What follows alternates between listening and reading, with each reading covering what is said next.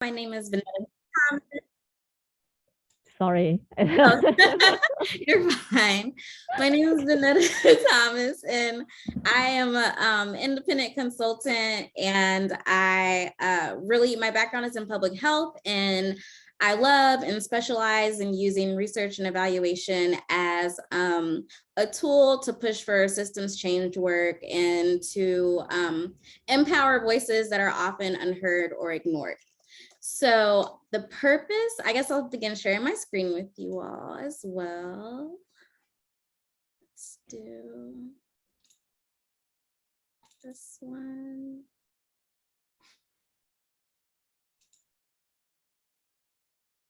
All right. Let's go to the beginning.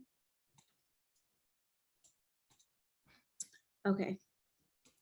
So before we get started with the purpose of today's training, I thought it would be nice for us to always, I know that a lot of people already know each other, but it's always great to just do introduction anyways. So just so we can meet each other again, a gentle reminder. So if we could start with your name, your organization, and the last TV show that you binge watched. And I can start. I already gave you guys my name, Vanetta Thomas, and the last TV show I binge watched, which is a little embarrassing, was Bridgerton, so on Netflix. And we can just do popcorn style, and anyone can go next voluntarily. I can go next. Hi, everyone. My name is Christina Gota. I'm with the Public Health Department. I manage the sugary drinks work and healthy eating, active living work. And my pronouns are she, her. And the last show that I binge watched was I just finished The Last Days of Ptolemy. Great. Great. I recommend it. And it's very short. I think there's only 4. So short binge watch. I can go next. I am Piali Banerjee. I work at TNDC, and my pronouns are she, her. And the last show that I binged, it's also a little embarrassing, is Inventing Anna. I know, very scary. That's not embarrassing. I also binge watched that. But what's really embarrassing is that I'm binge watching Love is Blind right now, and I cannot stop. But my name is Marianne Zito, pronouns she, her, and work at the health department. I forgot what else I was supposed to say.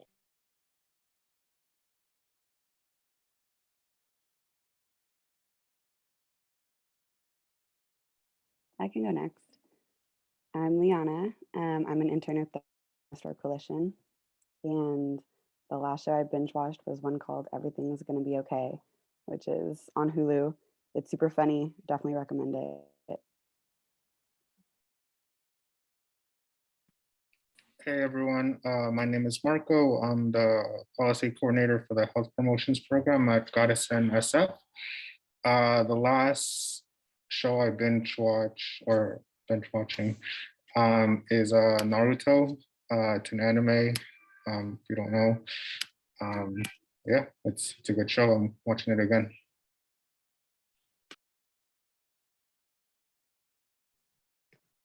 I'll go next.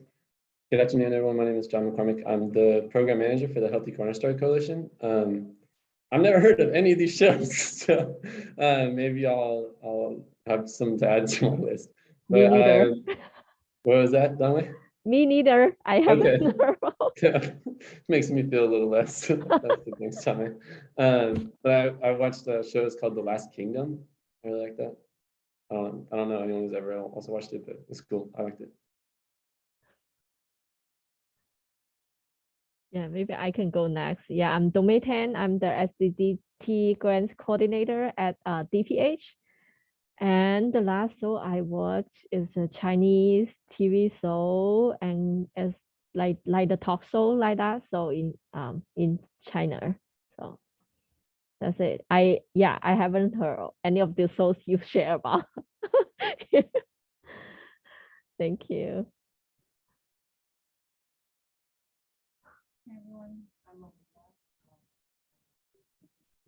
I cannot hear you, Melinda.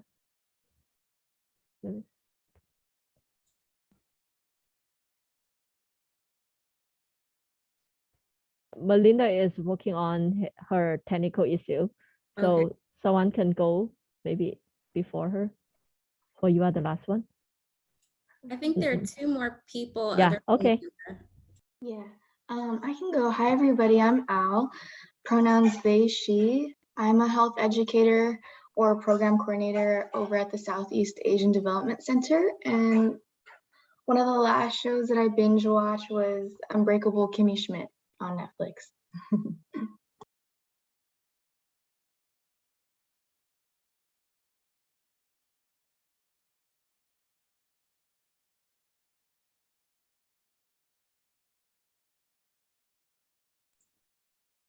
Melinda, if your audio isn't working, you can type it in the chat and I can read it out loud for you. Yeah, And Melinda says she's going to write in chat. And I think we have one more new person here. We're just introducing ourselves, our organization, and the last TV show we binge watched.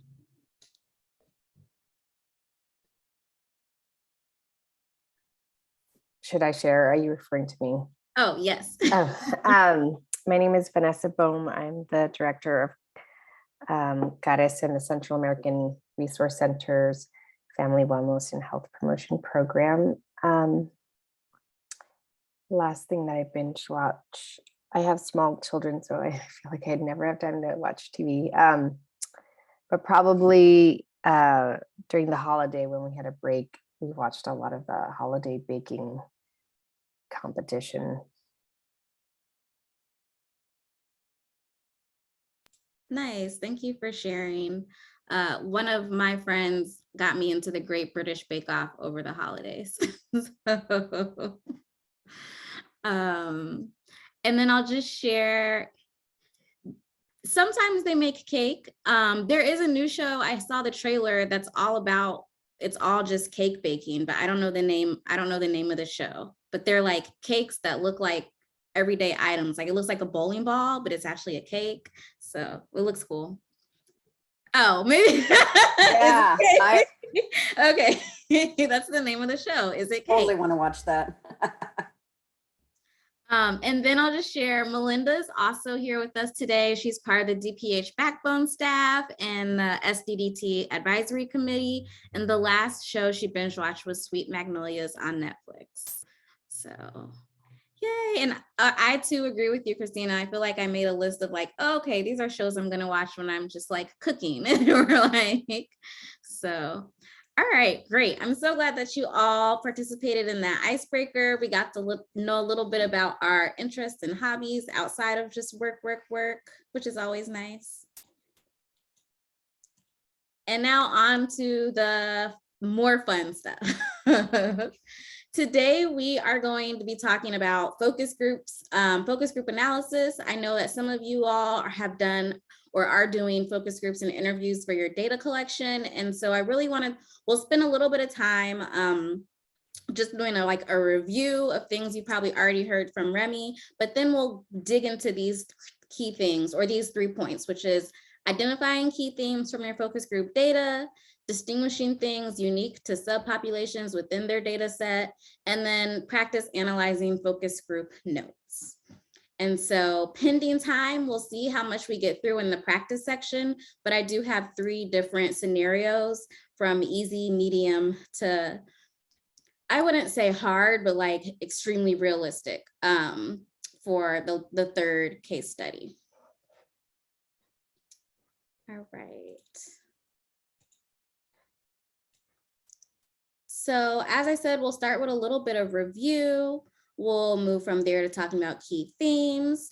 When doing focus group analysis, I made a flow chart a couple years ago that I felt like has been helpful for other community-based organizations doing analysis. So I'll share that flow chart with you all and walk you through it. And then we will practice like walking through that flow chart while doing an analysis together.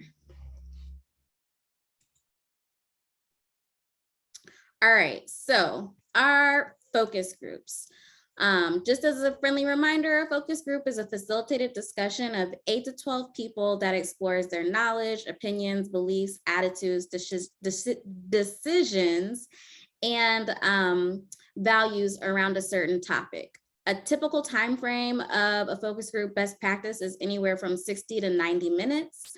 And usually if you think your focus group is going to be 90 minutes, like telling the participants that it'll take 2 hours, so then you have some wiggle room or can let them go early. And if you think it's going to be 60 minutes, tell them it's 90, etc., for the same reason. And then ideally your participants share a certain characteristic, whether that's demographic, experience, etc. So I know, for example, a couple years ago, I was working with DCYF on their strategic planning, and they did these We Are the City town halls, and they threw a town hall in every district in San Francisco. And so the benefit of throwing a town hall based on district was that each district was asked the same amount of information, but by collecting it from the residents that were specific to that district, when doing the analysis, we were able to say, hey, here are things that were really, these are big concerns of people that live in like Marina, or people that live in the Sunset, right? Compared to these are big concerns of people that live in Bayview Hunters Point. And then also be able to share the wider, bigger picture of these are concerns that were trending across every single district, regardless of who we talk to. Or even when within a district, for example, I could say, hey, in Soma, I spoke to, when I was talking to participants, there was a huge Filipino presence there, talking about issues very relevant to the API community. And these issues were distinctly different than some older Black residents. So that's just what I mean when I say you want to get participants that share a certain characteristic or demographic. It doesn't, it could be age, it could be ethnicity, it could be race, but it could also be zip code. It could be a college campus, right? You're interested in the experiences of comparing the experiences of students at FS State to the experiences of students at Cal State East Bay. So those are just a couple of real life examples. Focus groups can be useful for a variety of reasons, and those typically fall within 3 areas. And also let me know if I'm talking too fast. One area, understanding a community's perspective on an issue, how they're thinking, what they're feeling, insight on why they feel that way, or why they're acting a certain way.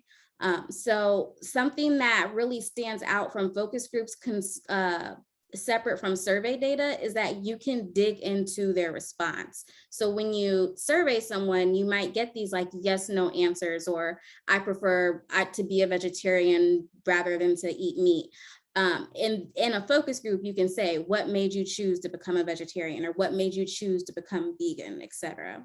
You have just more color to add to your story. So oftentimes we encourage, in participatory research, we encourage mixed methods. You don't have to, we just encourage it so that you have a story to tell with that data that's collected with your numbers. I like to say quantitative or surveys. I think of that as numbers, and then qualitative, your focus groups or interviews or observations, as words. That's the easiest way I feel like I usually talk about the two.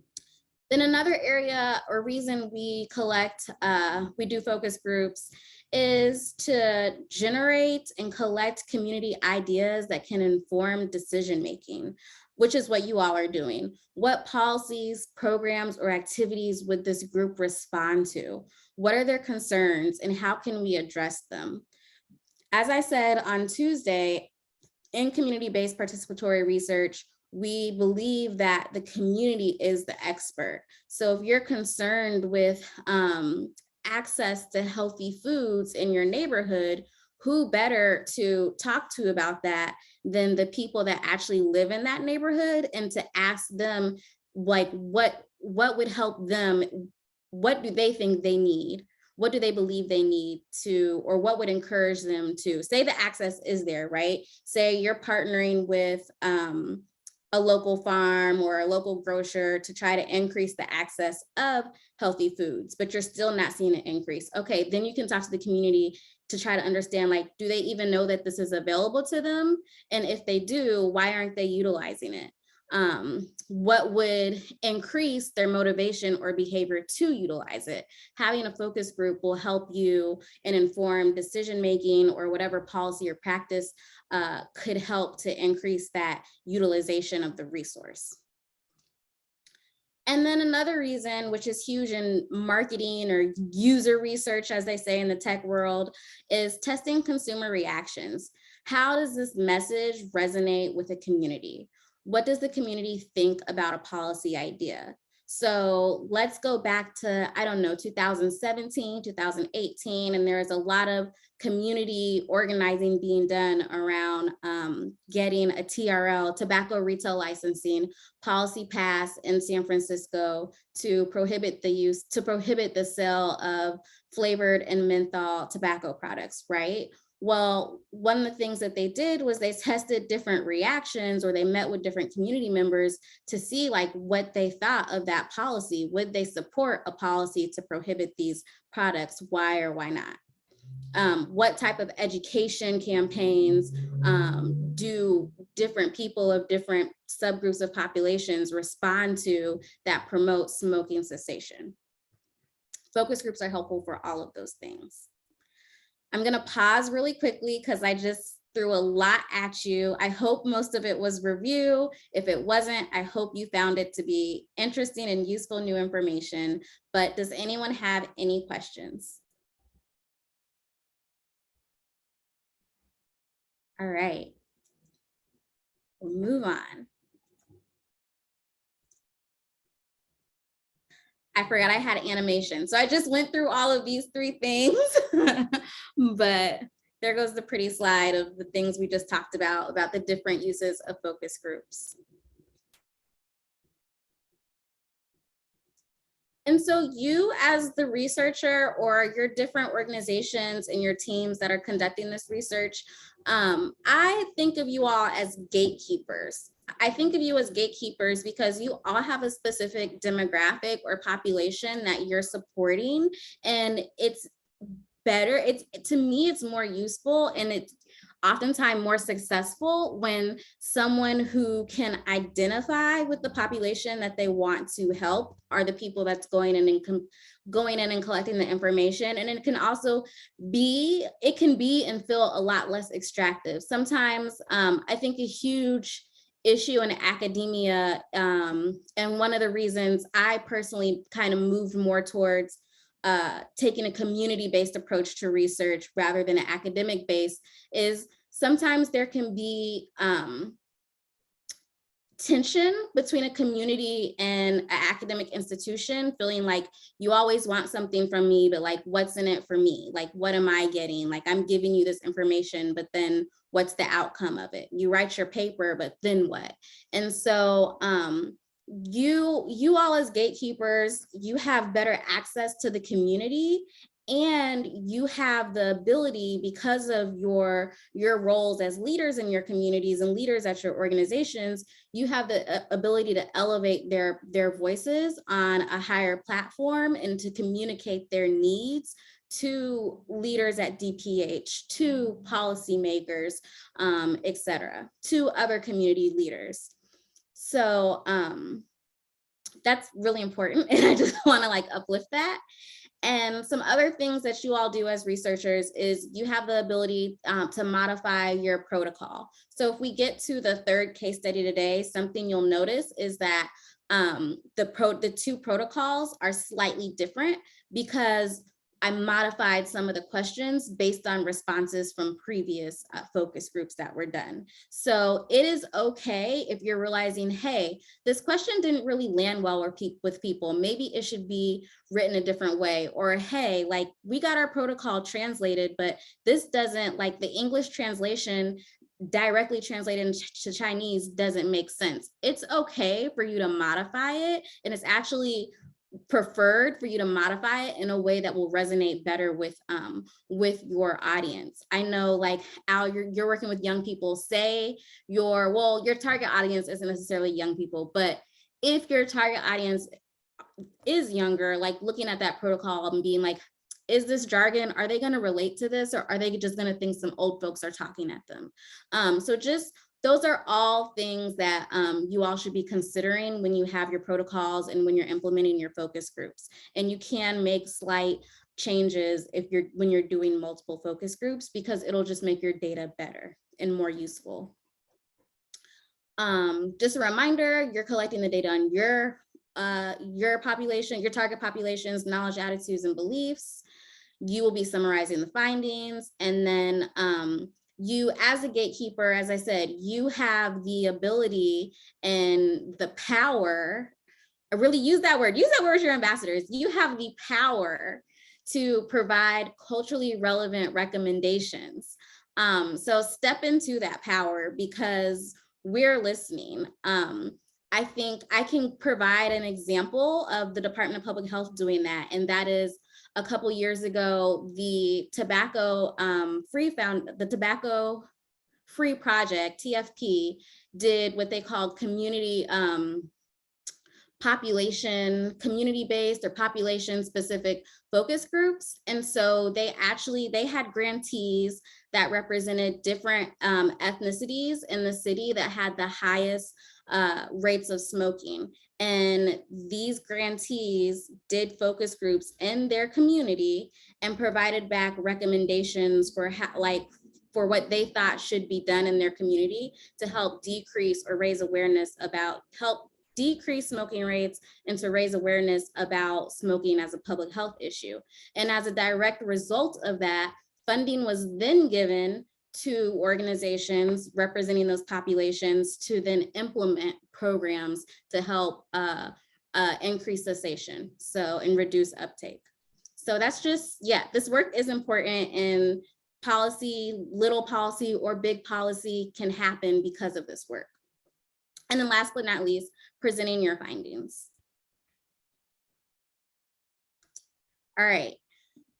The next step, we're gonna pivot and talk about themes. So before we do that, I just wanna open up the opportunity one more time. If anyone has any questions, like general questions about focus group and focus group implementation.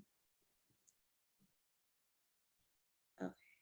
Have you, whether you wanna like put it in the chat or give me like a little reaction, thumbs up, how many of your organizations have or are doing focus groups? Okay, TNDC. Oh. All right, thank you. And any other organizations, do you guys plan on doing focus groups? Oh, well, it looks like everyone, all the groups are represented, I think. Cool. All right, cool. How are you guys feeling with your focus group so far? Do you feel good about it? Are you feeling so-so? How are they going? They're going good for us. We've gotten some really good, useful information. I think that we've had a little bit of trouble the last couple of weeks with turnout. We called everybody the week before, and then we text them 2 days before as well. Text and call actually, but we're still struggling a little bit. And I think that it's because we're like stopping at 5 or 6, and I think that we should. I think that we should probably start over, like, because people aren't coming. I think things are coming up for them, and they're not able to show up the day of. So instead of just sticking with like a smaller group, I think that I want to try to get like 10 people confirmed, and then maybe we have 7 people show up or something like that. But our space isn't huge, so I would kind of worry if 10 people came. But I don't know, lots to strategize. I hear you. Thank you for sharing, John. That's actually, it's interesting to say. So something I actually always tell people is always over recruit and always expect a 30% attrition. I only know of one example where everyone showed up. Allie, my friend Allie, who actually used to work at DPH, was telling me an example where everyone showed up and they were just like completely overwhelmed, and they were like, okay, well, we're just gonna feed you guys. And if we run out of food, we'll mail you a gift card. And so I think it's very rare when that happens. I think having a contingency plan, like, would you be able to have like an overflow space, or do you have the capacity to hold 2 focus groups simultaneously in 2 different areas? If that were to happen, but definitely over recruit. If you're trying to get like 5 to 6 people in the space, yeah, you should try to recruit 10 to 12. And then yes, Vanessa, that's right. Offering food and incentives can help as well. And even offering, if people are taking public transit, offering to cover their public transit helps too at times. And then if you are going to offer a monetary incentive, just like think about your population and try to like be thoughtful. Like, the Bay Area is really expensive. Inflation is really high right now. I moved here from Atlanta, which is a lot. It's expensive compared to where I'm from, Indiana, but it's a lot cheaper than the Bay Area. And I remember the first time I was going to do phone interviews with someone, I asked for feedback, and feedback I got was, are you trying to pimp your people? Like, someone literally said that to me, because the incentive that I thought that $15 was okay. And they were like, I'm not going to give you any advice on your protocol until you increase that incentive to $20 to $25. So like, and I didn't know. That was something that like culturally I just did not know, because I had just moved to the Bay Area. But so those are just like things to keep in mind when doing those incentives. But yeah, Safeway cards, I know, and it is hard. I think with my last job, we had an issue with doing cash or like gift card incentive or Visa gift card incentives. So we kind of pivoted to Safeway, Target. If you can do a physical gift card, I have had in the past, some people during COVID, we tried giving people electronic gift cards. And I did have a couple of young people of color say that they were turned away because the person was basically being racist and didn't believe that it was a real gift card. So those just like my takeaways that I wanted to share with you all. All right, so on to key themes. So we're gonna start by taking a look at this lovely montage of photos. And I'm gonna give you guys, I don't know, 30 seconds. I'm looking at a timer right now. And I just want you to take a look. Take a look at the screen and yeah, what do you see? And you can put it in the chat. Oh, Marco, did you have something you wanted to share? I'm sorry. Just on the focus group piece, yeah, incentives have really worked for us. We usually recruit 7-ish people for our focus groups, and we like have with them showing up. The thing is, though, we've held our focus groups over Zoom, and tech difficulties are extremely hard to overcome. Probably even like I have internet problems right now, so yeah, it can definitely be hard to overcome when doing Zoom focus groups. Yeah, thank you for sharing, Marco. Have you found, just for the rest of the group, have there been any I guess creative solutions or anything that has helped you guys quickly resolve any tech issues? Like, can you share some of the tech issues that you've had and how you've dealt with them in real time? Nothing out of like, nothing super creative, but just giving folks some time for their internet to reconnect, or having them turn off their cameras. But sometimes you just gotta go through with it. Sometimes you really can't do much. Yeah, thank you. That's exactly what I was thinking you would say. Sometimes having people turn off their cameras will, if there's issues with like the bandwidth, that helps. Or having people, if they have the ability to call in with their phone while they're using the camera from their computer, if they have a computer and a phone, reminding people how to use Zoom on a phone versus on a computer if they are only able to sign in through a phone.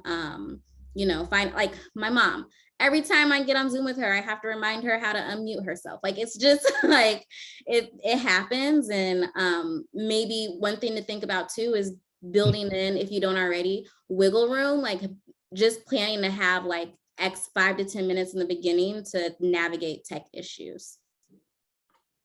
And if you have a capacity to have a person from your team on standby that's specifically there to help with tech issues, that's always great too. Oh, okay. I have another a question to pose to you all. So does anyone usually share your focus groups and participation? Is participation and engagement ever a barrier? So, okay, Al, is this one question or 2 separate questions? Just a general question, because over here at the SCADC, like I just hopped onto my project and there's been no focus group. So I'm just curious as how they've been turning out for the rest of you all. Like when you are able to host a focus group, is the community usually engaged? Are they all speaking? Or do you have quiet folk? Are they just showing up for the incentive? If you're recruiting like young folk, how does it usually turn out?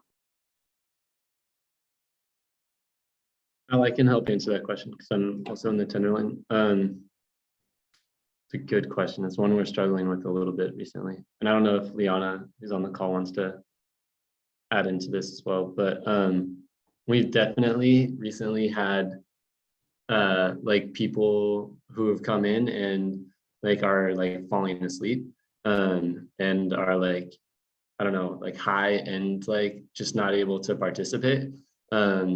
And like that's totally okay for us. Like we just try to engage them as much as we can. We like ask them questions, but I'm also not going to pester them if they're not like, I don't know if this is like, I mean, this is just like how we've been doing it, but like I'm not going to continuously like ask them questions if they're not like even there mentally. And but we give them the incentive even though like they didn't participate, and like they're showing up and they're coming to the space, and like it's not like money out of my pocket, so which I don't know if this is like, I don't know if that's the right way to do this, but like we want to like respect their time and respect them for showing up. And like I guess the way that we engage with them is by continuing to try to engage with them without like overly pestering them.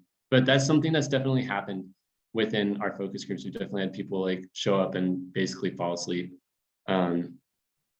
It's only happened twice, but yeah, it does happen. That's super helpful to know. Thank you. I'll just add that outside of those people falling asleep, like the community's been pretty engaged, and even at those focus groups, there were like other people there who were still kind of carrying the conversation and wanting to share their experiences.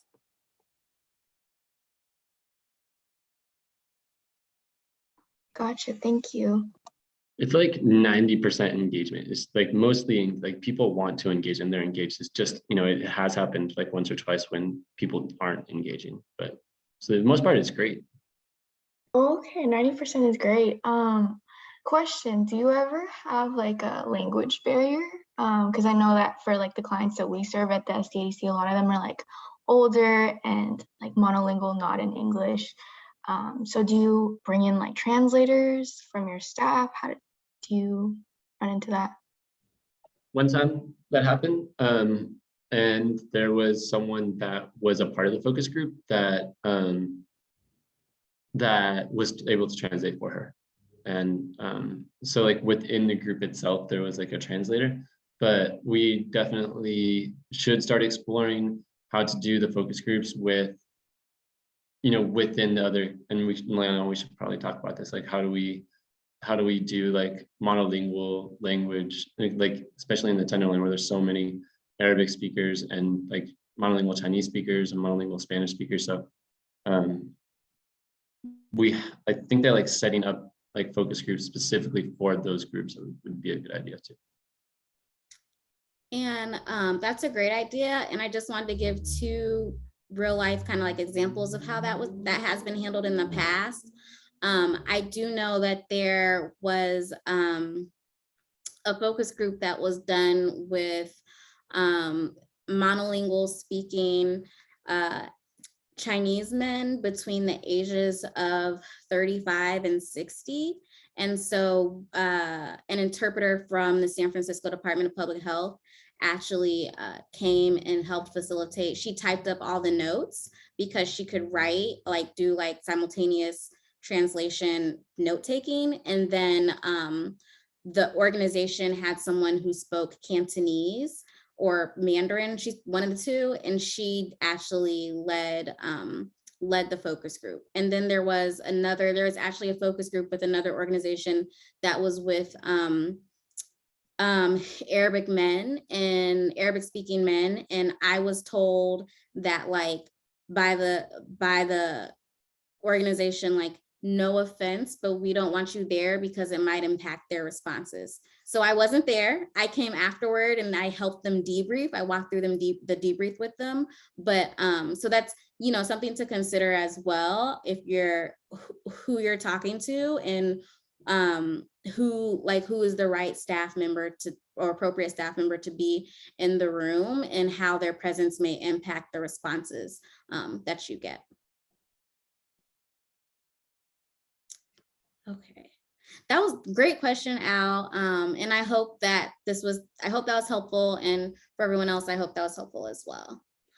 And thank you for sharing with you about your experiences, John. All right, so I had this picture on the screen with all these different keys, and I'm wondering, like, what stood out to you all? What do you all see when you're looking at this picture?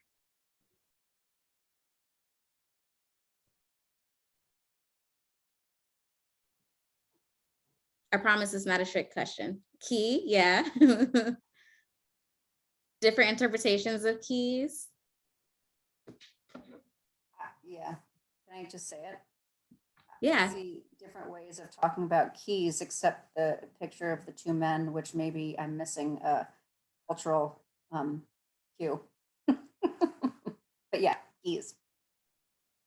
Yeah. Key and Peele, yeah, they're comedians, and one of them is named Key.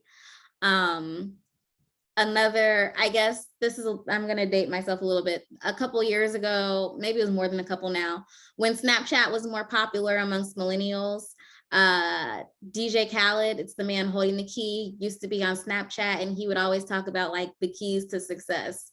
And so that is where that reference came from.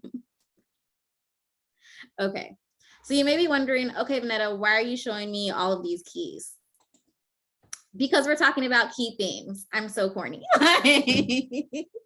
So according to the dictionary, key themes are a particular subject or issue that is discussed often or repeatedly. So when we are doing our focus group analysis and when we are looking for themes, we're looking for repeating words and phrases. We are looking for strong agreement and strong opposition. And so that strong agreement and opposition may not always be verbal. Sometimes it can come through body language. And so that's why virtual focus groups can be a little bit difficult in noticing that body language.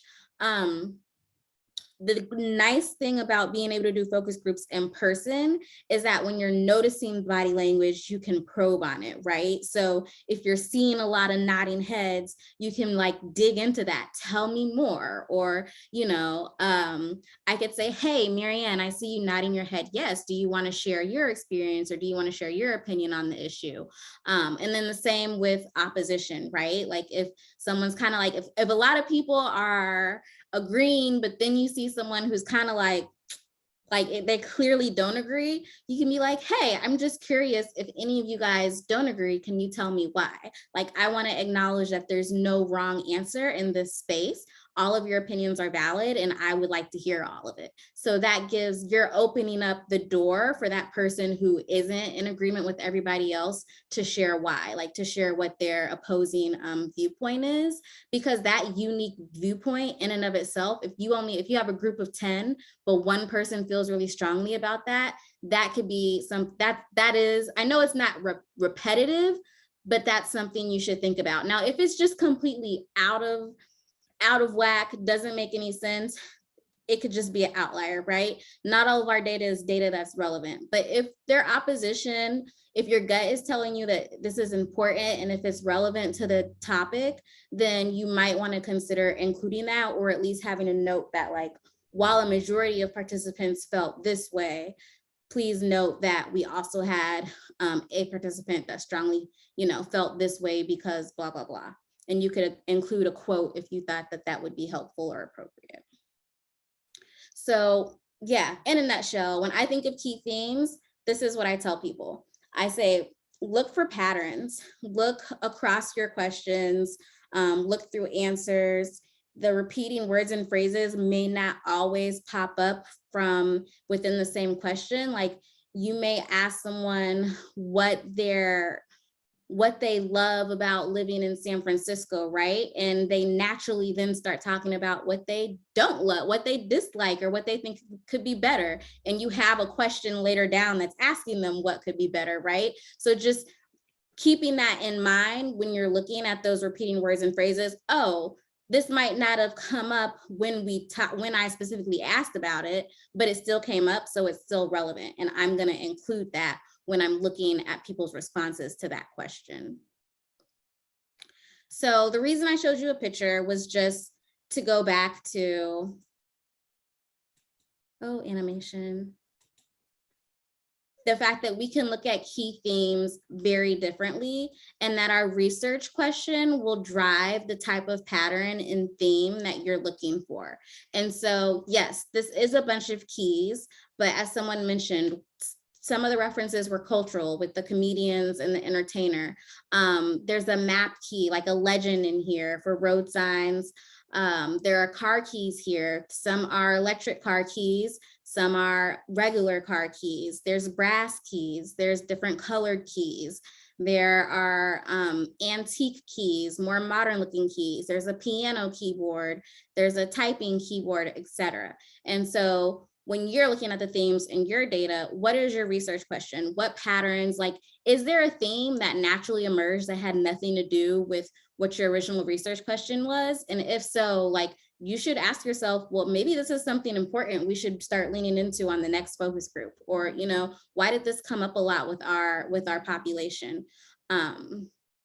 So yeah, I just like to do that activity to kind of like give a real simple way to talk about pattern recognition and looking for patterns and key themes. And I encourage you, if you're going to do some type of workshop with your ambassadors, like, feel free to do the same activity. And you could change it so that it's more culturally relevant to them.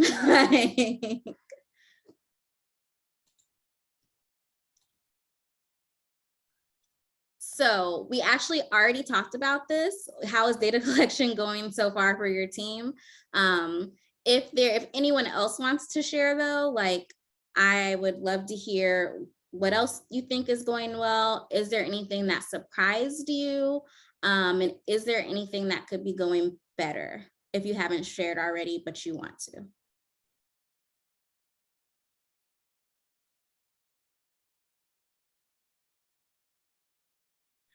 I'm curious, if you don't mind me picking on you, John, what were some of the questions you were asking in your focus groups that you were trying to, like, did you have a research question that was driving, what was the research question that drove these focus groups? We don't have like a specific like thing we're trying to dig up from people, or like a specific like research question. We really want to know about like how people access healthy food and sort of what the barriers are and what things are really working well for them. And like also like I think it'd be cool if Liana could jump in on this too, but something that we've learned about is like EBT. We're hearing a lot about EBT and like increase. Like one of our first questions is like, what are the benefits that you use that are like the most beneficial to accessing healthy food? And EBT keeps coming up quite a bit. Actually in all our focus groups. Yeah. I don't know, Liana, did you want to like add in like some, heard a lot of really interesting stuff. Yeah, I think for me, one of the interesting things was the kitchen access piece. Like, we are hearing a lot of people saying that, they can access the produce, but they don't have anywhere to cook it or store it. So that's been coming up in, I think in all of our groups, it's either come up in that people don't have that, or it's come up in that people are like, oh, well, now that I have a kitchen, now I cook, or like now that I have access to a fridge or whatever, it's been helpful. So, yeah. I'm curious, the people, the participants who are saying they don't necessarily have anywhere to store to cook, are these individuals that are living in SROs? Yeah. Okay. And do you guys know if, I'm just asking this, I'm ignorant. Do the SROs, is there some type of community kitchen that's functional, or like a safe place, communal place for them to store food in the SROs? Storing food is a good question. Like we hear all the time about how dirty they are and how like people don't want to cook in them. They're just like not sanitary places, basically. Like some people, like we've heard a little bit that people cook in them, but like people don't feel comfortable like cooking in them because they're not clean. And so the kitchens themselves might exist. But we haven't asked about storage in the community kitchens, but you got to assume that people probably don't feel comfortable. Right. Like yeah, I think one stuff. time, sorry, John. I think one time someone brought up, they have like a community fridge, but they don't feel comfortable in it because it gets taken. Okay. I'm just, and this may be helpful, it may not at all. I'm just spitballing based on what I'm hearing and some immediate thoughts that come up in my mind. But I'm thinking about like, is there an opportunity like to advocate for or organize around like funding for some sort of like community-based space that is within walking distance where people could go to like cook their food? I guess then the issue then is like, well, where do they store it? And so then I was thinking like, could a case be made to advocate for like, if you need to buy a mini fridge so that you can store your produce, you can get up to X amount of dollars like refunded or a rebate back to you from the city or county. So that those are just some automatic, like, I don't know if that's feasible. I don't know if that would be a solution, but maybe if you have more focus groups, you could, or if you guys have any other ideas, you can vet your ideas with them to see what their feedback is. And maybe that can be implemented into implemented within your PSE goal. Yeah, I mean, ultimately that's that's what this is about, right? Is like learning from the community about what the issues are. And then, I mean, we haven't started thinking about next steps so much, but right now we're like trying to just gather the information. But I imagine like a community like forum or a community town hall where we like present this information and then try to, it's like, because we don't want to be the people that come up with the solutions, right? Like I think that we have a role to play in that, but I think that the solution should also come from the community members themselves. Yeah. So probably doing some sort of like community forum where we like present this information and then ask, what can be done, and people have the answers. So yeah, we'll see what happens. But yeah, that's the idea. Well, like we're going that way, like, so yeah. Yeah, that sounds great. Thank you for letting me call you out and sharing with the whole group. I appreciate it. All right. Sorry, can I just add one more thing? Yeah. I know, Al, if you're doing focus groups too, and we find things that are similar, maybe we can team up. Because we're both in the Tenderloin, and like if we find information that like is relevant for both of our groups, like maybe there's a way that we could hold like a larger community forum and like build our power that way to like, I don't know, increase whatever we decide to advocate for, like the power of that. So we can stay in touch. Yeah, that would be so dope to get focus group started, to do one together. That would be so helpful. I'm lost and I need guidance. And the monthly grantee meetings that you all have is also a space where you know, we want you guys to be collaborating and building off of each other and giving each other ideas and supporting each other. So Marco, I see your hand is raised. Yeah, so we've held a couple focus groups. One of the things that surprised me, one of our questions is what type of policies, if you could create a new one or, you know, implement one, what type of policies would help, do you think would help reduce the consumption of sugary drinks in the Latinx community? Because we work with the Latinx community primarily. And the responses have been a little bit all over the place, but I've been really surprised at how restrictive they can get, or some of the things that we've heard. For instance, was treating alcohol the same, treating sugary drinks the same as alcohol, and like putting some type of limit on who can purchase them at what age and things like that.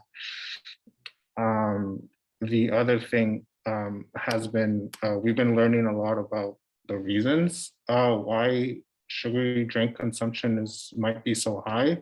A lot of it is, and we've had discussions around this before, a lot of our participants are immigrants in their country of origin.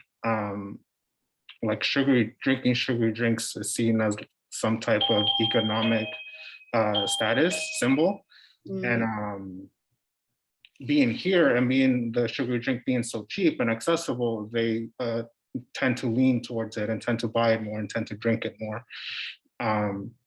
Apart from that, recruitment has been going really well. Sorry, the bell is ringing. The recruitment has been going really well.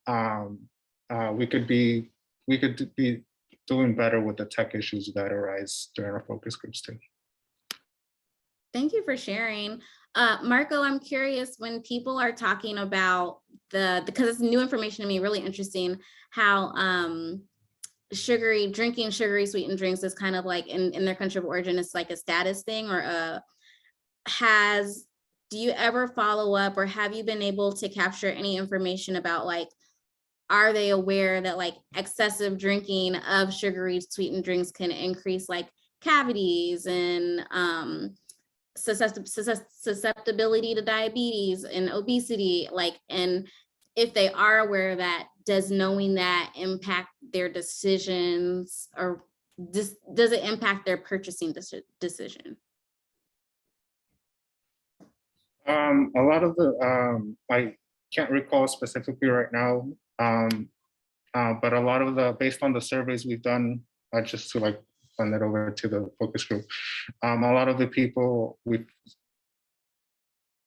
recognize that sugary drinks are very unhealthy.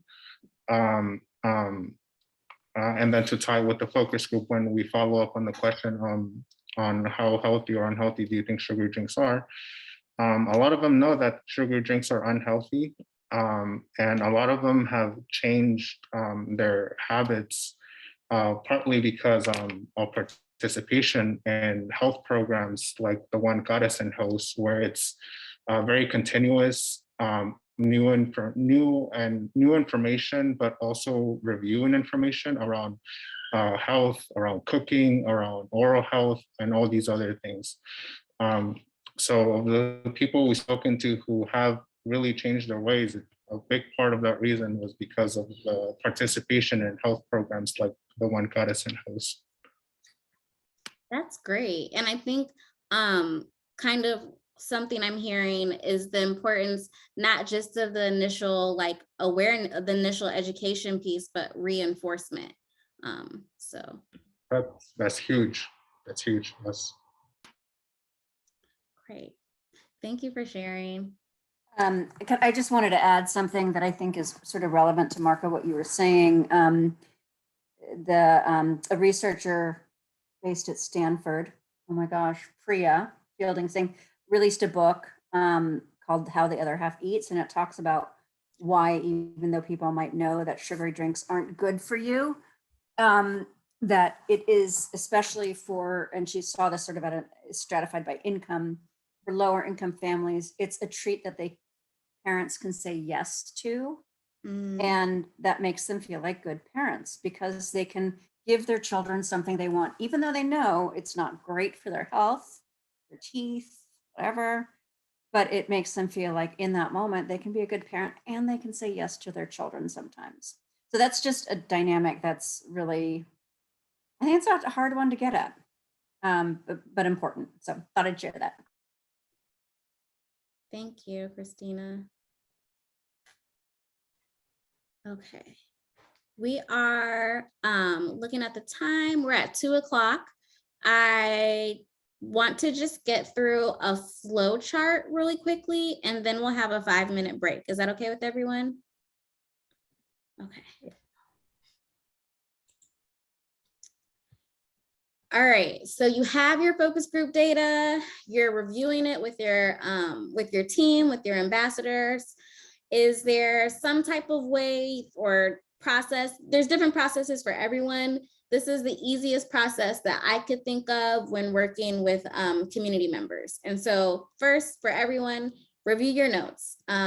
Review responses to each question one at a time by focus group. So I oftentimes review my notes multiple times. And the way I do it is I like to, and you have to figure out if you like it a different way, but this is one way you can do it. I'm not going to say it's the end all be all.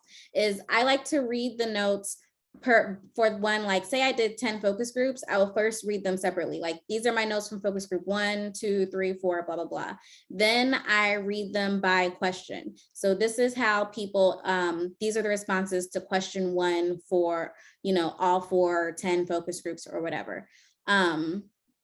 If you recorded your focus groups, sometimes it's helpful to listen to the recordings and add to your notes. That being said, that can also be time intensive. And so if time and budget are not on your side, that's not, oftentimes we don't have the budget to be able to do that recording. The last major focus group project that I did, I used an AI called Otter, I want to say, Otter AI, and it did simultaneous translation. It recorded and translated as people were talking. I had my phone just sitting in the, I had the app up on my phone and sitting in the middle of the room. It did decent. It wasn't amazing, but it did a decent job. I think it would have done a better job if the room was smaller and people weren't wearing masks, but because we live in the time of COVID, it is what it is. But like I said, if you don't, that is only because for that specific project, we were asked to transcribe our notes. If I hadn't had to do it for the client, I wouldn't have even done that. So yeah, so just a tip, not a tip you have to take. And then searching for patterns. I love using different color highlighters. I love using sticky notes. I love using different color pens. And I look for repeated responses. I look for notes. If sometimes when I'm listening to people talk, I might type like body language that I saw and probed on. And so making note of that. If someone says something that seems really compelling and you might want to uplift that quote, highlight that quote. So you just have it on hand. It's easy when you're later filtering through all of your papers or Word docs on your computer screen. The stuff that's highlighted will just jump at you more than the stuff that's not. Sometimes for me, like for quotes that I know I want to use, I will bold and italicize it. So that's how I know how to quickly identify a quote within my data. Then they're categorized and group into themes. So as you are noticing your patterns, ask yourself, like, what key themes emerged? What is relevant about these patterns? And then just start kind of grouping it. And so say you are in my old office, we had a wall that had dry erase paint on it. So sometimes I would take like a dry erase marker and have different columns and write the themes that I was seeing. And then I would write things on sticky notes and put it in the appropriate column. And that can sometimes, if you're working with a group, that can be like a fun activity. You don't need to have a whiteboard wall to do that. You can have butcher paper, right now I can just put butcher paper on my bedroom wall, or on my window. And so whatever, just be creative, be resourceful with what you do have available to you. And then also note any specific differences in responses amongst your subpopulation. So this is where sometimes those demographics might come into play. I don't want to use that example because it comes up later. So I had a focus group talking with young people, and I noticed there was a distinct difference between the perceptions and experiences of people who lived like in the Oakland Hills versus people, young people who lived in the Flatlands, which is like deep East Oakland and West Oakland. So, you know, making note of those differences within those subpopulations of my total population of young people. And then the next part I like to call the discovery phase. This is when step 4 and 5 is when it's always great to not be the only person doing analysis by yourself, because then you can bounce what you're hearing off of each other. What new information was attained? So like, for example, earlier, Marco identified that the piece around sugary drinks being a cultural status, and Christina identified this research from Dr. Priya about, is it Dr. Priya or Freya? I see Dr. Priya in the chat, but maybe that's a different doctor. Okay, well, Christina. That's the one, sorry, I thought I was off mute. It's Dr. Priya Fielding Singh. Okay, so yeah. Thank you. Dr. Priya Fielding Singh, and about how she brought up, you know, it could be understanding the impact of the sugary drinks, but that being what's accessible to treat your kids, and how that makes you feel as a parent to be able to provide your you know, like that's new and interesting information that might shift our perspective and how we go about tackling the issue.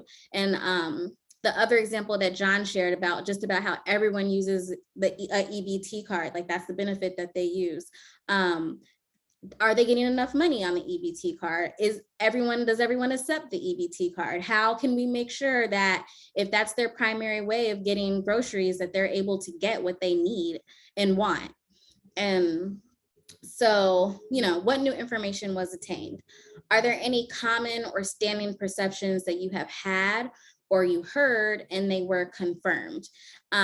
That's where we can also be mindful of our biases. You might go into a focus group feeling some type of way, thinking you know everything or making assumptions, whether or not those assumptions are valid, and like you might learn something completely different, you know, or you might have had a perception that was validated from the information that you got. That's something you discovered. That's part of your discovery. And then what didn't you learn? That's a finding as well. What you didn't learn, is there something else you need to know? So say you, I mean, it's kind of like my question around the SROs. Like I didn't know like about issues that people have in SROs around access to storage of their food, right? And one way of trying to learn more about how to improve that, as John was saying, was let's host this town hall, share back with them that, hey, it was a common theme amongst all of you that like you don't feel like you have a safe space where you can store your food, or a clean place where you can store your food. What would be the best solution? Like what do you want to be done to help you feel safe and comfortable storing your food and cooking your food? And all of that will then come to help you with step 5, which are the recommendations. What are the implications of your findings? What new insight have you gained that you feel like others need to hear, especially others that are decision makers? And how can these implications and findings be applied, right? So your findings are great, recommendations are great, but then like after, it's how can it be done? How, I think for decision makers, it is easier for them to advocate for your cause when you not only give them the issue, but you give them the solution and recommendations on how to implement the solution as well. And even if they don't give you kudos for it, if it gets your PSE passed, then whatever, you know, it's all for the greater good. So those are kind of like what I say are the like 5 steps or like just like a flow chart to kind of process to walk through when you are looking at your data. And so this is just a summary slide of those considerations. What did you hear? What are the patterns? What key things emerge? What people opposed or supported? And what compelling quotes arose?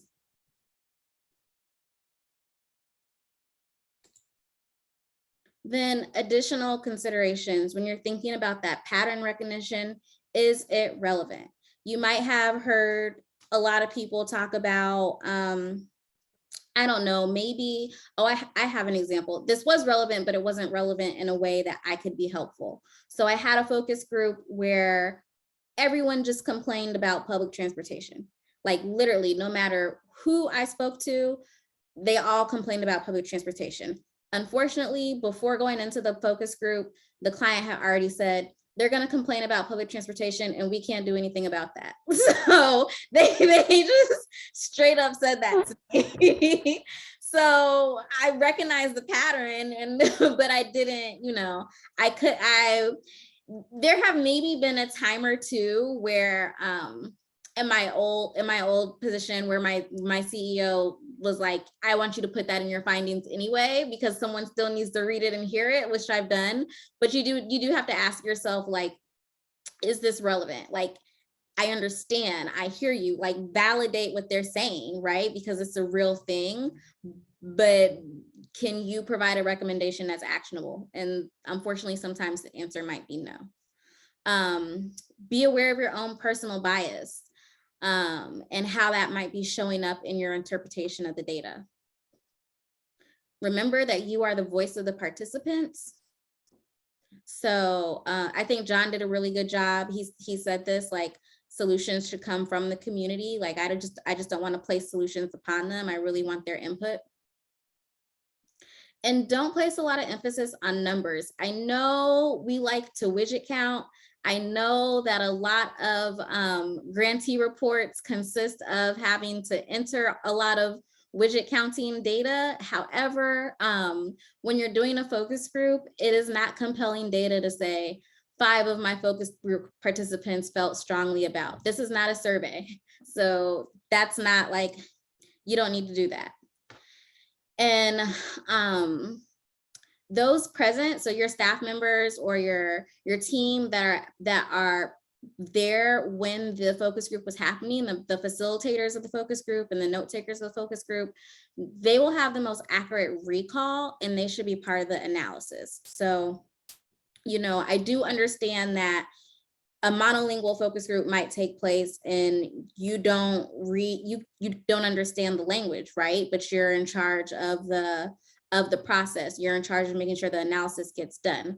My recommendation is when that happens, if you have to, like, outsource facilitation, you budget in, you put in that scope of work budget time for them to participate in a debrief with you. So you get to hear from them what patterns they saw. Like, you're not only reading the notes that they provided you, but you're hearing, they might say something that wasn't captured in the notes, or they might recall something that wasn't captured in the notes.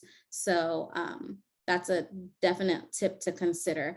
I have done a lot of focus groups. I've been in charge of analyses with plenty of focus groups where I was not the primary facilitator, or I did not speak the language, and I always set up time within 24 hours to debrief with the facilitators. All right, so now, well, after a break, we're gonna practice together. We're not gonna do breakouts. I'm not gonna try to force that upon y'all today, but we still will be doing a very active and engaging activity as a whole group. But I do want to acknowledge that you all have been sitting for 1 hour and 15 minutes and 2 hours and 15 minutes. And so maybe we can take a 6-minute break and everyone come back at 2:20. All right, I'm gonna get some coffee. See you guys at 2:20.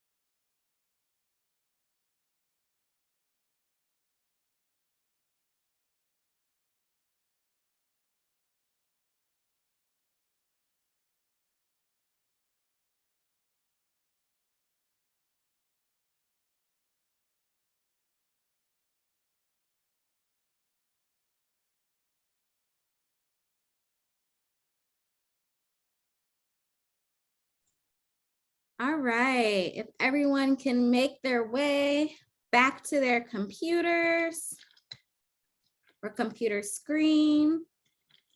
I hope you all had a good break. I got my little iced coffee fix and ready for practicing together. If you are here, can you give me a thumbs up to let me know? Okay. Great. And I think, okay. Dongmei, are you here? Yes.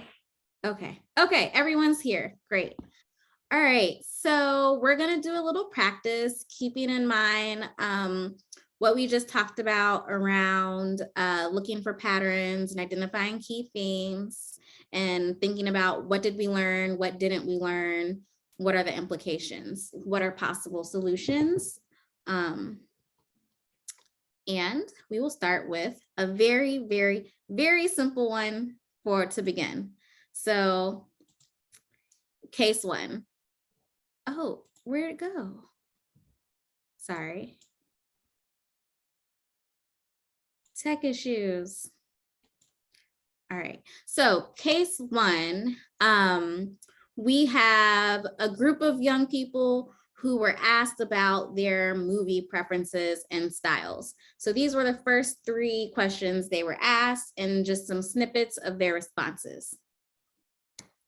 What's your favorite movie or TV genre? What's your favorite snack to eat while watching movies or TV? And do you prefer watching movies at home or at the theater? Why? So as you can see for this example, I just arranged the responses and I put the question and the response for 5 different people right there. So I'll give you all, I don't know, 1 minute to read the responses on the screen. And then we as a group will talk about anything interesting that we found out from asking them questions about the movies.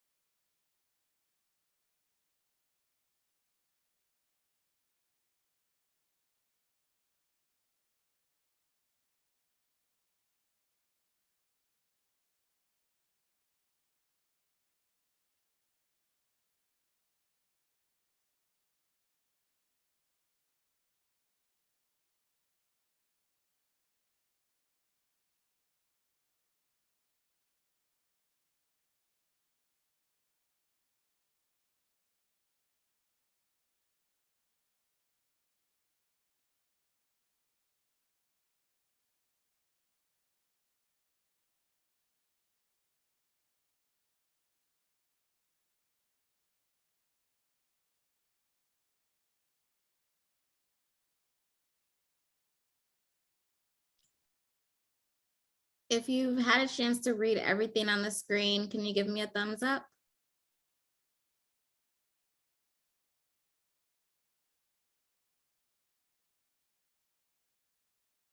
Okay. You have a few people still reading.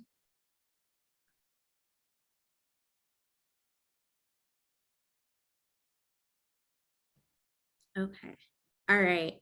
So thinking back to first we reviewed our notes. First we took some time and we reviewed our notes. The way these were set up, you had the opportunity to either read the responses 1 question at a time or group together by one like individual response to all 3 at a time. And now let's think about like patterns or repeating words. What repetition do you all see? And if you would like, you can feel free to use, is the annotation tool on this? Maybe it's not. Okay, just kidding.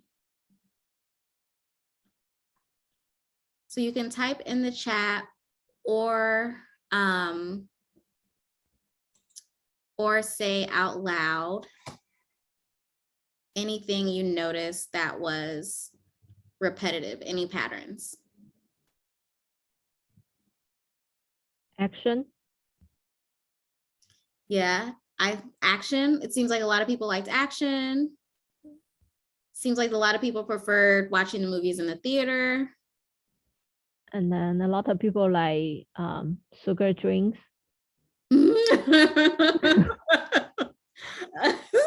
I didn't think about that when I put this together. Sorry. Yeah.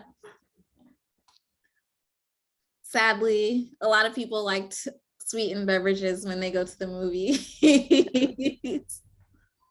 And popcorn. You know, they don't offer you apples at the movie theater. It's not an option. We can do a policy change. Yes.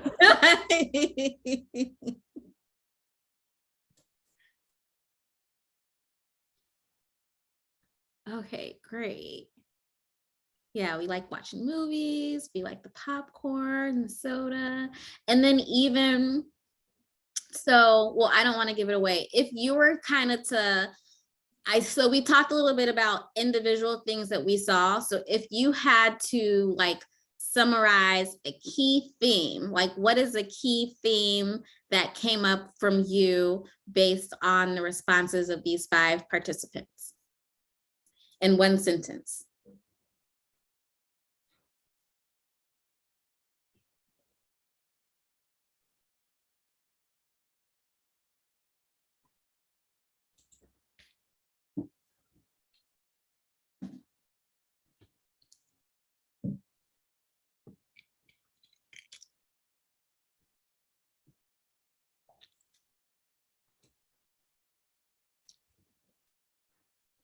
Don't be shy.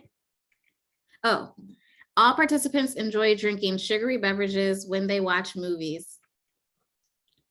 Good one. Okay, good seeing you too, John. Thanks you were able to attend.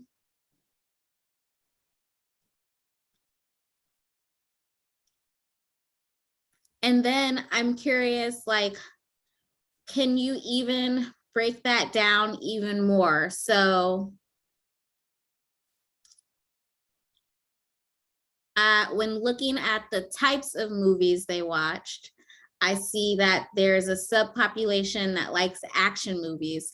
Is there anything we can say specifically about the subpopulation who likes action movies? They like the experience in movie theaters. Yeah, it seems like they prefer the theater because of the experience. I see the one response talked about the total experience, another one referred to the seats, while another referred to the screen. So all aspects of that overall experience.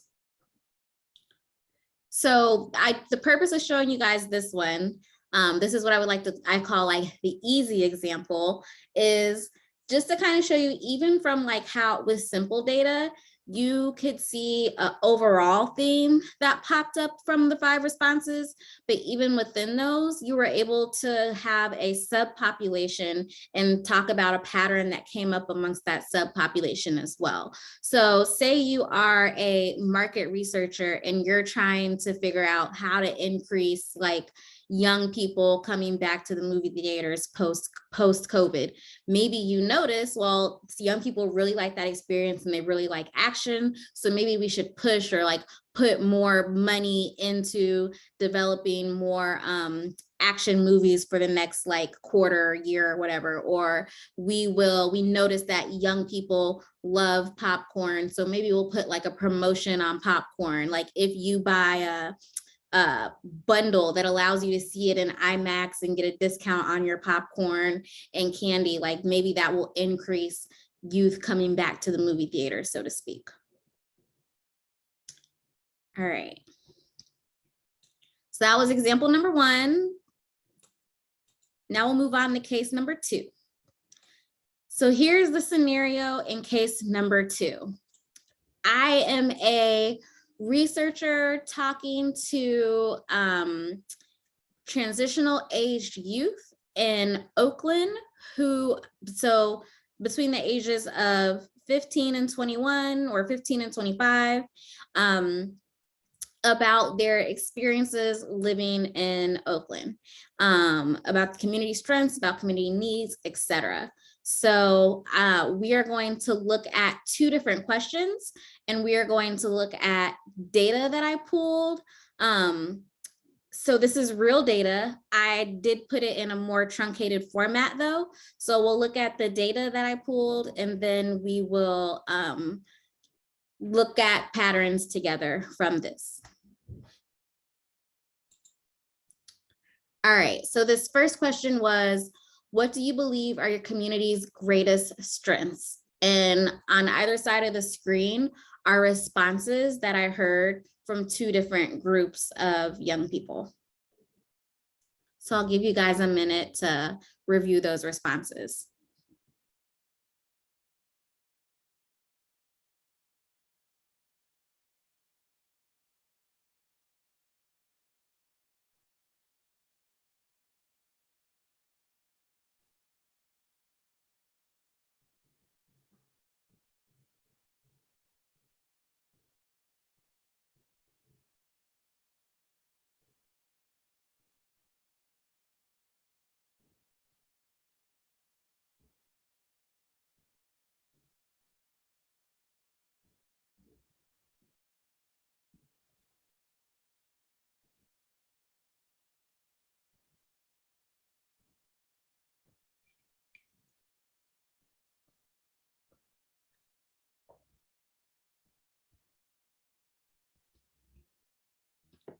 When you're done reading, just give me a thumbs up.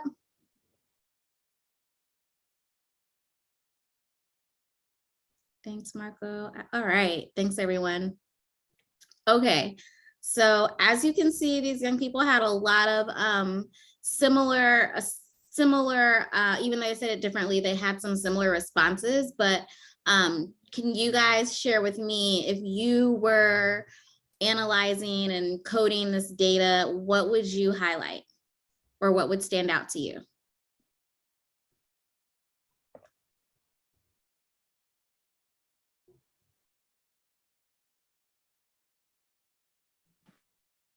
I think for me, I think the 3 biggest things I've seen in both groups were the culture, very culture, yeah, food too, and community call to action. So, you know, when something happens, everyone organizes and stands together.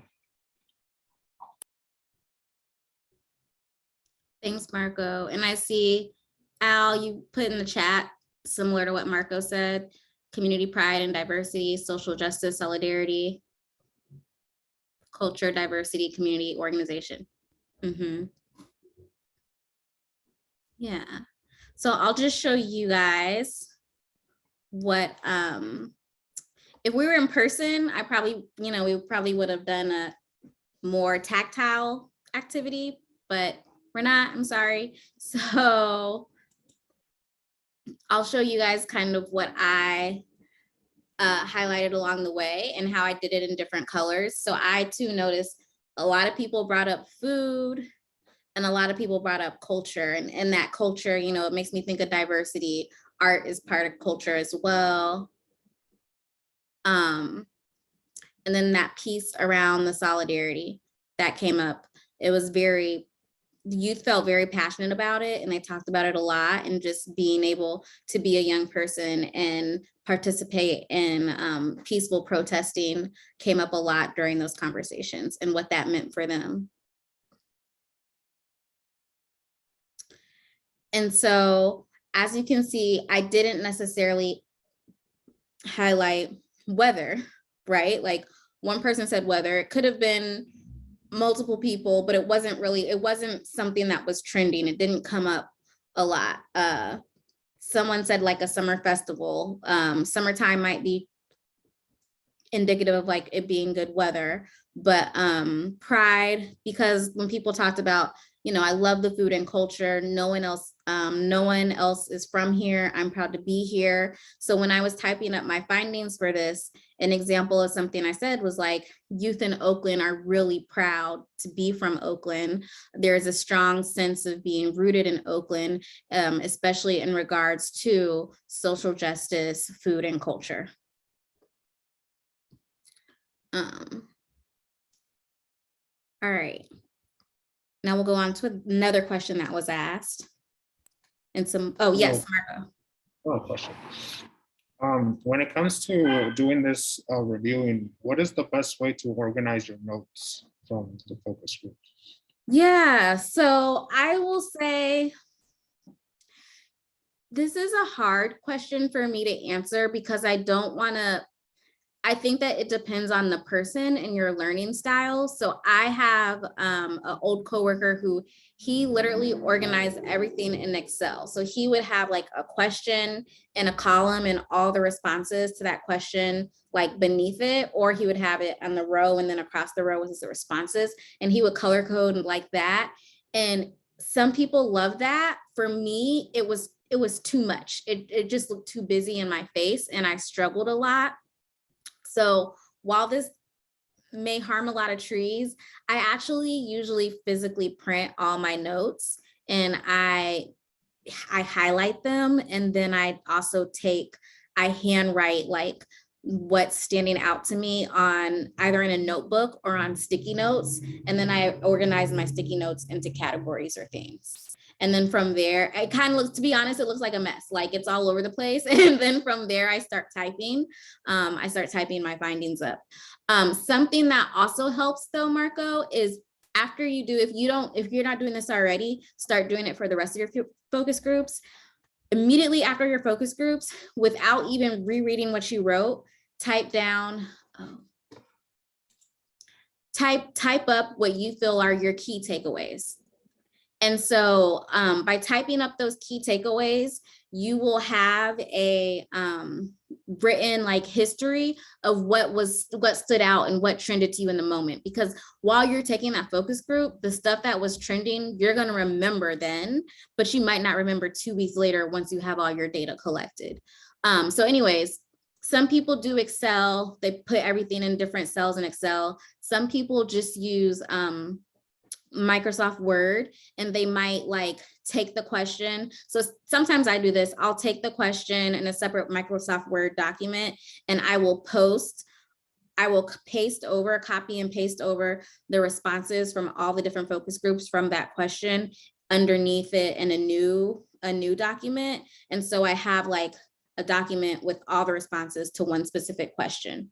And then I kind of like will look at that all together like circle and annotate and write and things like that. And then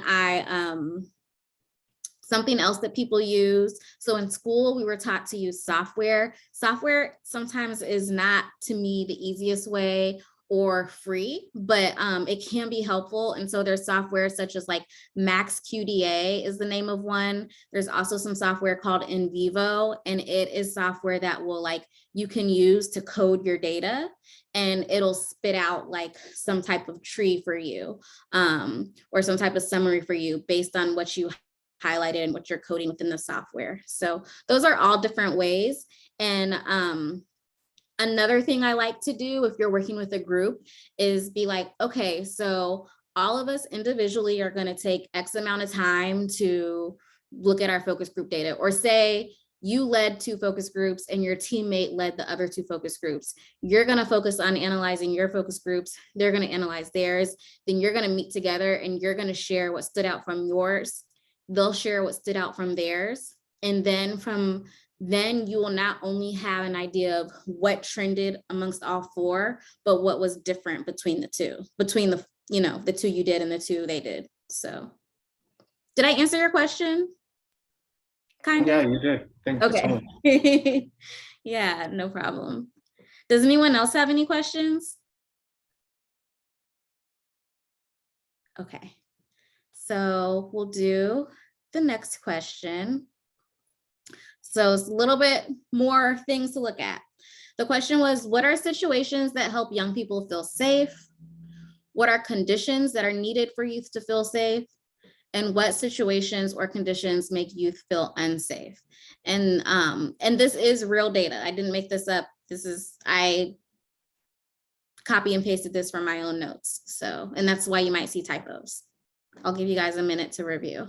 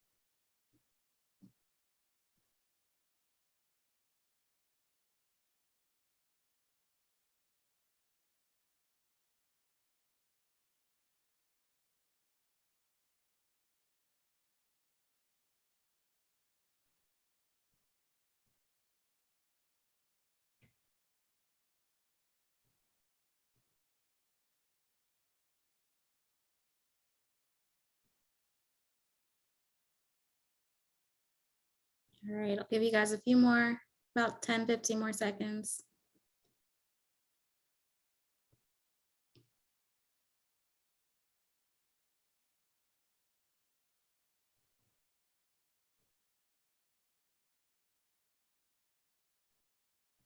Okay. When reviewing these notes, what stood out to you guys?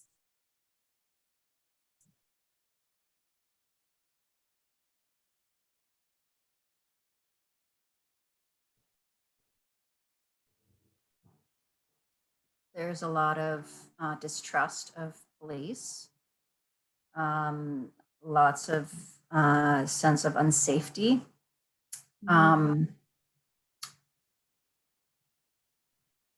Some,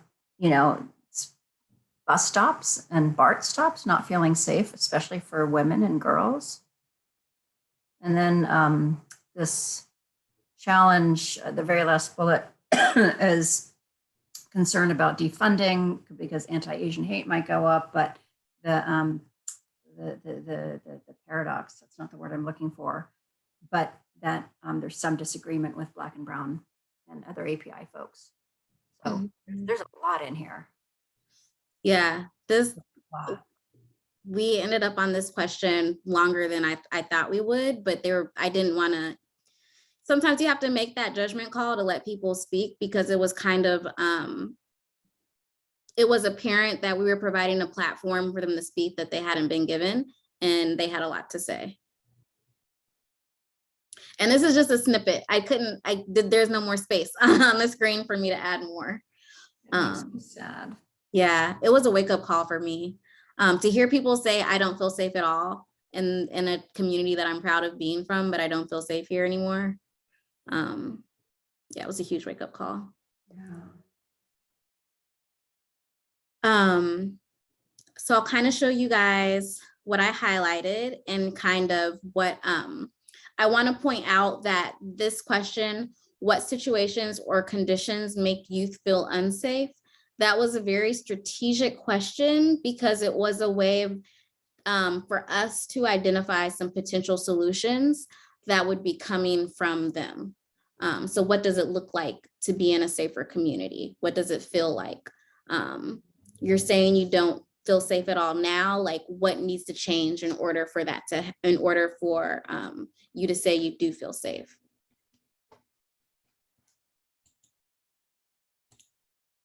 And so this is kind of how I grouped everything up.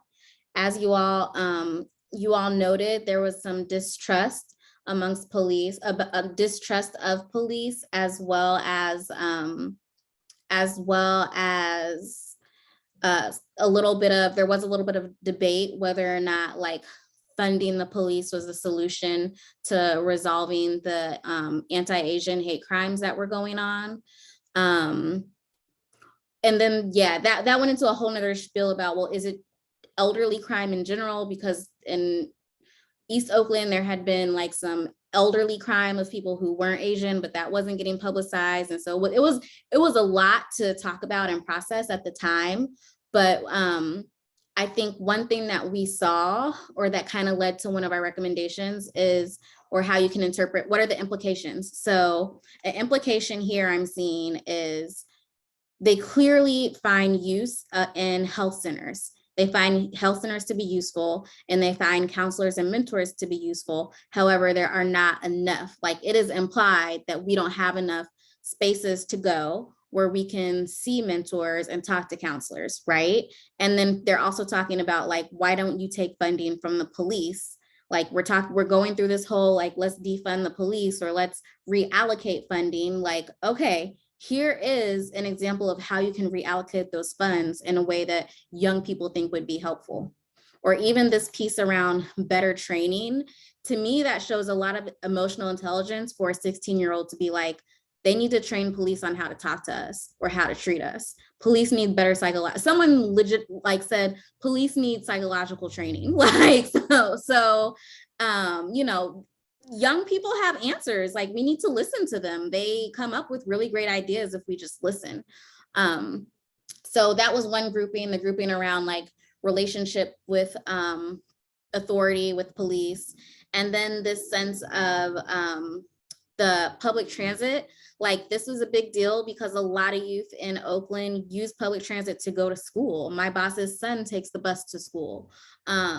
So it's a big deal if a young lady feels like she can't get back and forth to school without being like harassed or catcalled. And something that didn't fit in these notes were people saying, I'll be walking to the bus stop and someone will be harassing me and the police are right there and don't say anything. Or like someone said on there's a specific street known for trafficking in Oakland, and saying that like instead of stopping the trafficking, police just watch it or they participate in the catcalling. That's not okay. Like, bringing that to the attention of our client. And then gun violence, we all know, like, there's been some issues. There's been a lot of increase in gun violence in the last couple of years. And so that came up in this focus group. And so it's kind of like validating what we already know, which was one of the points in that little flow chart I gave you guys. Are there some perceptions we have that were validated? The gun violence is one that's validated, right?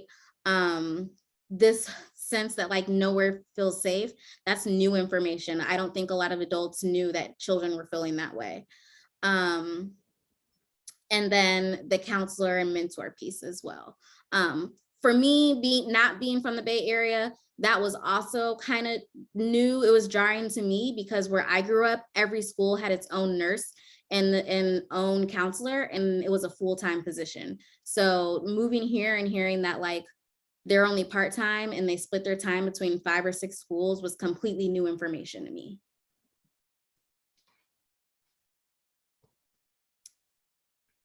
All right, so it's 2:48 and we don't have time to do the third case study. However, I will share the links to that data because the third case study is another real project. It is a set of 2 different focus group notes from a set of, there were 13 focus groups total that were taken and that were done in 14 days. With a fire department. We're going to call it the Metropolis Fire Department for these purposes. So you'll see in the notes, if you take time to look at them, that I have removed all identifying information. These notes are from that AI system that I told you guys about as well. It's a combination of the AI and my typed notes. So you will see typos. You might see some bold stuff. I tried to get rid of most of my annotations, but some are still in there because I just wanted to give you guys an idea. But the purpose of case 3 is to show you like a real life example, and it'll be similar to the notes you're taking of, hey, I've done a focus group and now here's all my notes. Like this one focus group has 7 pages of notes, or this other focus group has 8 pages of notes. This is a lot. How do I even process this? And so if you have time, if you want to use this for a practice activity with your group, if you want, you guys do have TA hours. If you want me to do a separate like TA time and use this as practice, use those notes as practice, or even use your own notes as practice, and I can like walk through this all with you all. I wanted to be able to show you like just a full format, not me just like truncating something down, but we don't really have time to go into that today. So, but I will share those links for you in case you want to open them up and look at them. And so I guess that being said, in our last couple of minutes, what key points are you guys taking away with you today from this training? Do you still have questions? Is there anything I could have done to make this training more relevant for you or more useful for you?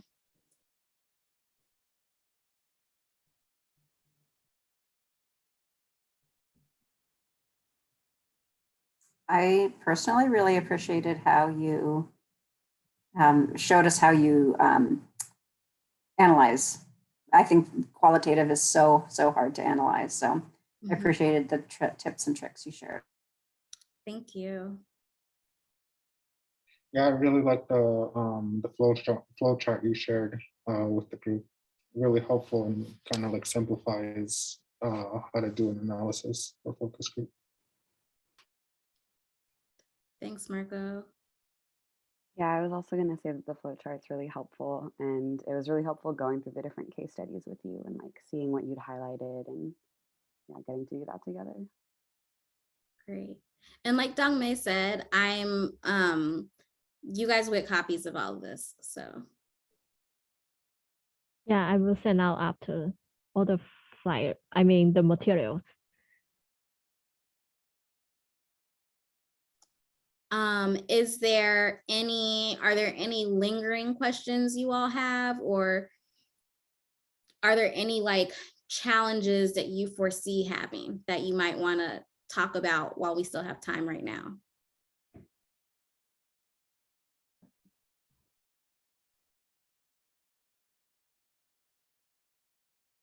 All right, no problem. Well, I think you all have my email address, but if you don't, it's on the screen. Marco and Liana, I just want to reiterate that I am here if you ever want any additional help. I will be like going to a workshop and co-facilitating a training with Al and her team members. And so if there's anything you want to partner on, or if you want me to talk to like the team that you're working with, or just talk one-on-one with you, like I'm here, just shoot me an email.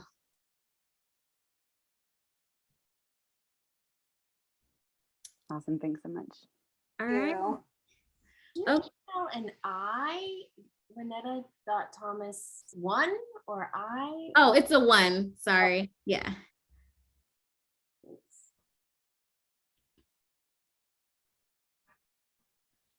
Thank you guys so much. I appreciate you sticking it out. I know it was a long training, but I really appreciate you sticking it out and talking and collaborating, and I hope it was helpful.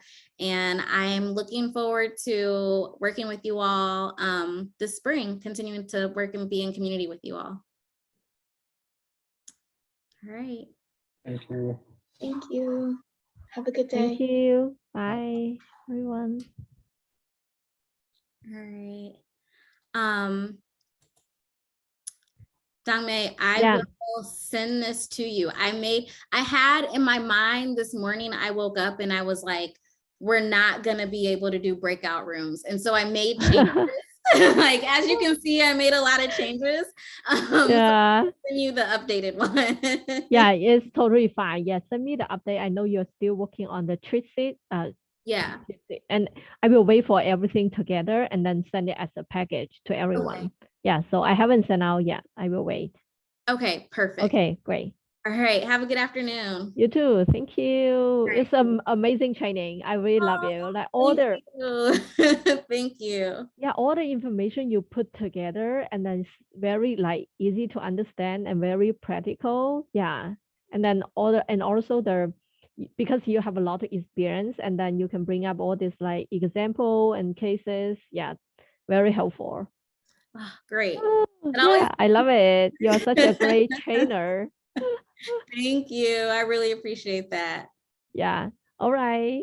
Okay. Well, see you later. Yeah. Bye. And that's very, oh, sorry. I want to confirm with you one thing very quick Mhm. because I will off tomorrow and then Christina and then I work next Monday. Can we have a quick check-in on Monday if you would like to facilitate the meeting for the gathering? Because that would be next Tuesday, but I will off next Tuesday. Oh, okay. Yes. Let's touch base on Monday. Yeah. So I know like I will be off rest of the week or after Monday, next Monday. Okay. So What time on Monday works for you? let me check my calendar very quick. Next week. Oh, Monday my calendar pretty open. So basically, except 10:30 to 11:30 and all other times fine. Oh, perfect. How about can we do 10:30? 10:30 to 11:30. Okay. Yeah. Okay, I will send the calendar invite. Okay. All Perfect. right. Okay, All great. right. Thank you. Bye. Bye. Okay.